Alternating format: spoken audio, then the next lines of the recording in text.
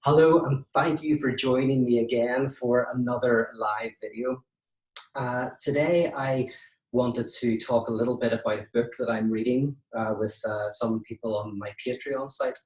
As you know, probably by now, you've seen lots of Facebook and Twitter stuff about my Patreon, because that's where I'm, putting my new book at the moment. That's where I'm doing seminars. I've got a blog that I'm doing there, and also a book study. And the book study is on this text called Christ and the End of Meaning, which is a personal favorite of mine. Really like it, talked about it a number of times. And for those of you who aren't in the book study, I don't want to hide all the good stuff from you. So I thought probably over the next few weeks, I might take some little insights from the book and talk about them. Now, we're not going to go into a whole pile of detail, so you may come away from these Facebook Lives with more questions than answers. But I wanted to at least talk about some of the things that have interested me about this book and tell you a little bit about why I think it's important. So the first chapter we did last week, and it was all about the idea of circles of reality. Now, a circle of reality for Hesser is very, very simple. A circle of reality is basically the water within which we swim. We don't see the water. It's the water enables us to move, if we're a fish, to be able to live and to navigate our environment. A circle of reality is something that we are very rarely aware of, but it's everywhere. It's ubiquitous, just like grammar. We're not aware of grammar. We don't think about grammar, but it's embedded in our speech. We may not even think we're good at grammar, but actually we're all experts at it. We're able to communicate meaning. We know what nouns and verbs are. We may not be able to name them in a kind of academic setting, but we use them all the time. And in fact, grammar works best when you're not aware of it. It's a kind of a background operating system that we use. So a circle of reality is like that. And for Hesser, there are a number of elements connected to a circle of reality. I just want to go over some of the main bits very briefly. A circle of reality has an is, which is how the world is, how we are. It's whatever our definition of the present reality is. So, some people, the present reality might be that there is sexual promiscuity and a breakdown of morality. And somebody else, it might be kind of economic disparity. And somebody else, it might be whatever it is. There's a diagnosis of the way the world is. And then a circle of reality has an ought. And the ought is how we think the world should be. So you have the is and you have the ought. And temporality is what links these two. So the is what's present, and the ought is a potential future. And then we have the how to. And the how to is what links the is to the ought. There you go. Very, very simple kind of idea. Now, meaning is the ought. Whenever you have a sense of how you should be as an individual, how society should run, whatever it is, whatever you think the ought should be, that is your meaning, that is your goal. And power is whatever helps you get from the present to that potential future, the how to. So you've got is, ought, how to. You've got meaning here, and you've got power, which is like the gas in a car that kind of gets it moving. That is a very basic structure that basically we all operate with. We all drop different things into these boxes. We all have different ideas of the is and different ideas of the ought and different ideas about how to bridge the gap. Guilt, by the way, is the name of living between these two spaces. So guilt is when you feel that you are not living up to the way you should live up to, whatever that is. Now, there's objective guilt, And objective guilt is where, say, the judicial system judges you. So you may not subjectively feel the guilt, but the judicial system is saying you are not the way you ought to be. And so it judges you. You're guilty before the law, which means you're not necessarily guilty subjectively, but you're guilty objectively in the society. And then, of course, there's subjective guilt. And subjective guilt is where I feel bad. You know, I was nasty to my mom or something like that, and I feel guilty about it. I go like, I should be the type of person who is more gracious to my mother, right? So there is the is and the ought. Guilt is that experience of living between these two things. And there are, you know, good circles of reality, there are bad circles of reality, but at a very basic level, it seems fundamental to how we operate in the world to have this kind of mechanism, this kind of structure beneath everything. Now, we rarely experience our circles of reality as oppressive. We experience not getting the goals within our circle of reality as oppressive, right? So in other words, if you have a certain idea of the world where the is, you know, you're poor, you're working hard, you're stressed in your job, and the ought is you want enough money to be able to retire, to look after your family and yourself, to not have to work. That's the ought. And then, you know, you have like a set of ideas of how to get there. Maybe it's set up your own business or work hard and get promotion or something like that. We rarely experience that as oppressive. We experience not getting the ought as oppressive. So it's not getting the money, you know, the whatever, say you want to get 10 million and never have to work again in your life and live this luxury lifestyle. Then you feel unhappy because you don't get it. It's not that the circle of reality is felt to be oppressive. It's not getting the goal within the circle of reality that is oppressive. But of course, what's really oppressive is the circle of reality itself. So if you actually end up getting the money, it's generally, you know, not going to satisfy. But we don't see that. Again, it's the background. If we think we ought to look a certain way, we feel oppressed because we don't look like that. It's not that the circle of reality that tells us we ought to look like that. That's not the problem. The problem is not getting what we want within that circle of reality. And you know, this is ubiquitous in sacred and secular forms of life. This idea that there is something we would like to have, and we remain oppressed within them.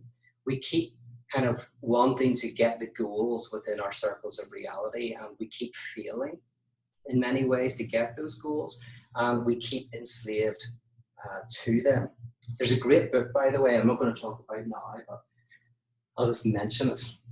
This is called Capitalism and Desire by Todd McGowan, and it's a book that helps us understand why we stay within circles of reality that are fundamentally oppressive to us. Why do we do it? What do we get out of them? So this is actually a good book to pair with Christ in the End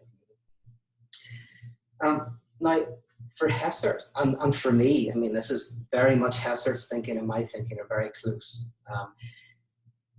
is that religion has been used as the legitimator of circles of reality.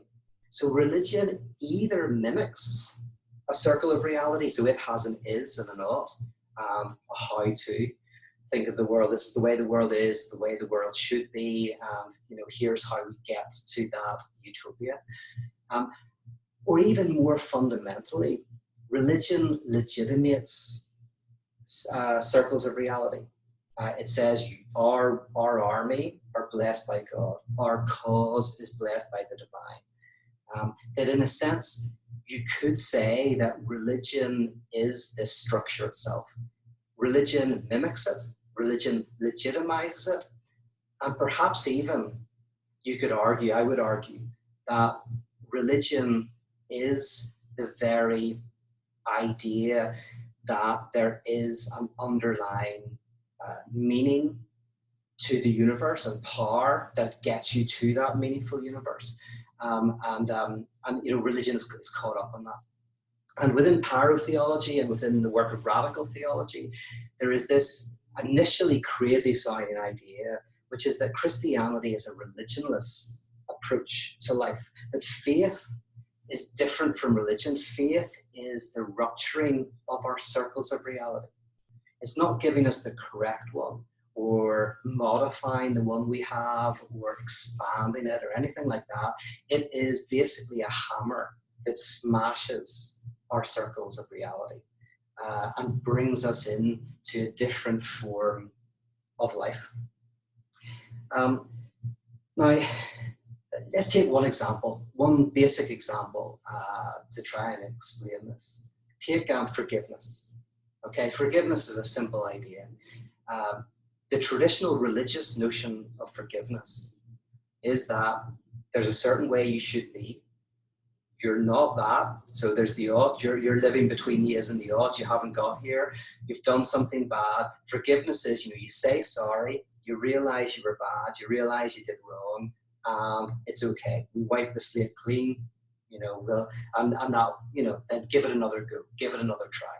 So basically, you have repentance, forgiveness.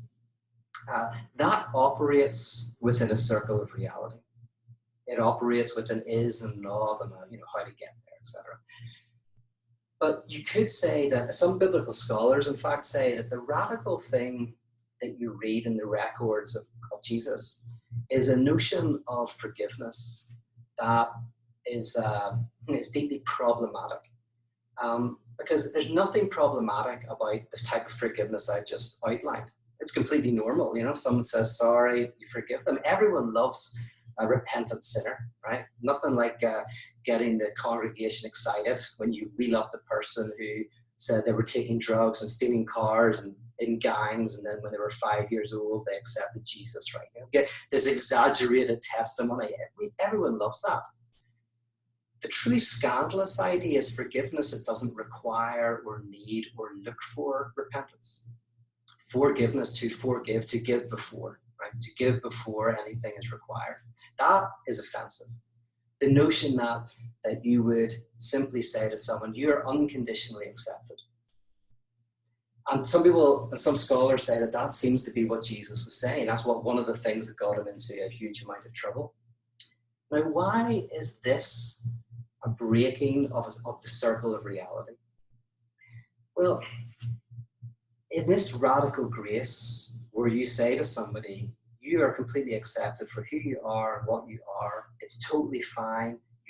I accept you 100%. You don't have to do anything at all. You don't have to apologize to me. You don't have to explain anything to me. You don't have to legitimize anything. You're just okay. You're fine. That's terrifying because you go, oh my goodness, and that's a license to just go out and do whatever you want, right? You need the law, which tells you is and ought and how you get there. That's what the law does. It's within a circle of reality. All law is a circle of reality, which, depending on what country you're in, it fills the boxes in a different way. But this other notion just says, no, there is no is and not. There is no how you should be. There is nothing like that. You're accepted right now. There's no temporality where in the future you will be accepted. You're accepted right now in this imminent plane, not in some sort of temporal future. Think about it like this. Think about someone in prison. They've done something horrific. Say they've abused somebody, right? Now, they're in prison because, they did wrong. Within a circle of reality, we put them in prison, right? That's totally fine. There's nothing wrong with circles of reality. We need them. We're all human, right? But then imagine that person goes to see a psychotherapist. Think of someone like Carl Rogers, who I'm not a huge fan of, but he's an interesting guy. He's a psychotherapist more than a psychoanalyst. But one of his ideas was radical acceptance of the person who sits down in front of you. So whenever this prisoner comes in and sits in front of the therapist's environment is you're accepted. Anything you say is accepted. You don't have to do anything. Nothing at all. Just your presence. You freely choose to walk into this space, and in this space, there is no condemnation.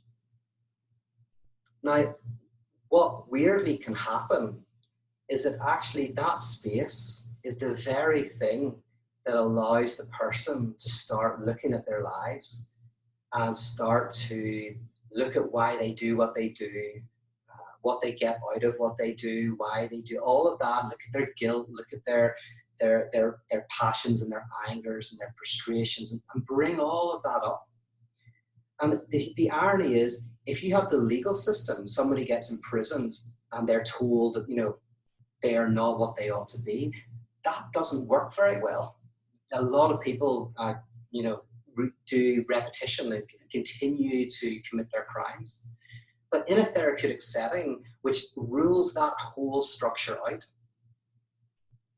more healing and more transformation is possible. Now, one is in the world, but not of it. It's not that there's an alternative, that we can have this alternative where like everybody can do whatever they want.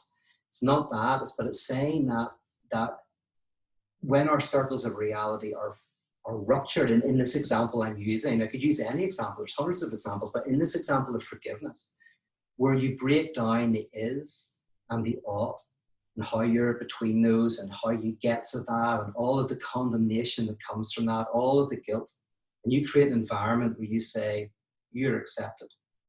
You're radically accepted. And the person is able to experience that radical acceptance. They're able to very gradually let it seep into their bloodstream and let it go around their body.